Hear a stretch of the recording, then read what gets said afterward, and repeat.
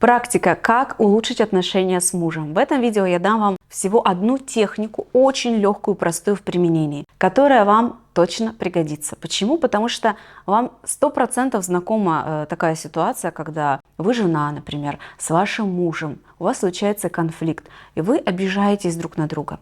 Вы не можете договориться, вы замалчиваете что-то, не договариваете, у вас нарастает напряжение. И вот именно в такие моменты эта практика вам очень поможет. Попробуйте ее обязательно. Заключается она в следующем. Возьмите листик и ручку. Если не любите писать от руки, то подойдет e-mail, письмо, электронное письмо, которое вы сможете отправить вашему мужу. Есть такое правило, что когда мы хотим кого-то за что-то поругать, сначала нужно похвалить. Похвалить за большее количество деталей, проявлений человека, чем то, за что вы хотите поругать. Я вам предлагаю запомнить это как аксиому, что в одном таком письме можно условно ругать, говорить свою претензию на что-то только относительно какого-то одного момента. И возьмем с вами как формулу.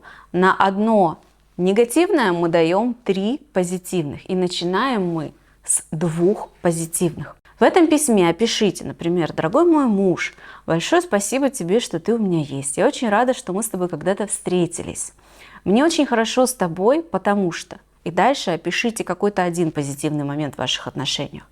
Когда вам с ним хорошо, что вам нравится в нем, в чем он хорош, в чем он лучше, чем другие. Опишите один такой момент. Следом опишите второй момент. Например: «Ты так замечательно готовишь, и большое спасибо, что когда я прихожу домой с работы, у нас есть вкусная еда. И у тебя действительно потрясающе получается, например, готовить яичницу или какое-то блюдо, в котором он молодец». Или: «Ты знаешь, ты так здорово помогаешь по-мужски по хозяйству, чинишь полки, занимаешься сломанной стиральной машиной, помогаешь вот это все организовать, я не знаю, что бы я делала без тебя». Или: «Ты такой молодец, что ты зарабатываешь так много денег. Я очень рада, что ты в нашей семье наш финансовый тыл, что ты обеспечиваешь нам тот уровень жизни, в котором мы живем благодаря тебе». Или: «Мне очень нравится, как ты шутишь. Когда я с тобой общаюсь, я расслабляюсь, я могу быть сама собой. Мы с тобой прекрасно сходимся на чувстве юмора». Вот этих «или» может быть много. Наверняка, если вы давно с человеком в отношениях, вы точно знаете, что вам с ним нравится. 2 вещи перечислите, но не одним предложением, а обширно так, 3-4 предложения минимум на каждое. А дальше напишите то, в чем у вас сейчас конфликт, что вам не нравится, что вы хотели бы по-другому. Например: «Вот яичницу ты готовишь замечательно, но мне не хватает финансов. Ты мало приносишь денег домой, а я это сделать не могу. И мне бы очень хотелось, чтобы ты как-то нашел способ и стал зарабатывать больше, потому что нам, как семье, не мне лично, а нам это нужно». Еще вариант: «Мне сложно самой с ребенком. Мне очень нужна твоя помощь. Я не высыпаюсь. Если бы ты помогал мне немного больше, мне было бы легче. Давай вместе подумаем, как мы можем разделить обязанности с ребенком, чтобы ты еще какую-то часть взял на себя». Опишите, что не так. И закрываем этот бутерброд. У нас как будто сэндвич. 2 похвалы, 1 негатив, и закрываем мы его похвалой. И дальше опишите еще что-то, что вам нравится. И в конце закончите это письмо такой фразой: «Мне сложно сказать тебе это вот так прямо лично, потому что и у тебя, и у меня будут эмоции. На эмоциях я могу запутаться и не сказать тебе все, что мне хочется. Поэтому я выбрала форму такую, дать тебе эту информацию через письмо. Я буду очень рада, если когда ты прочитаешь это письмо, мы вдвоем с тобой спокойно сможем об этом поговорить». Согласитесь, что эта техника очень простая в исполнении. Да, здесь нужно открыться, здесь нужно душевно показать свою уязвимость. Здесь нужно похвалить человека, несмотря на то, что у вас есть к нему претензии и обиды.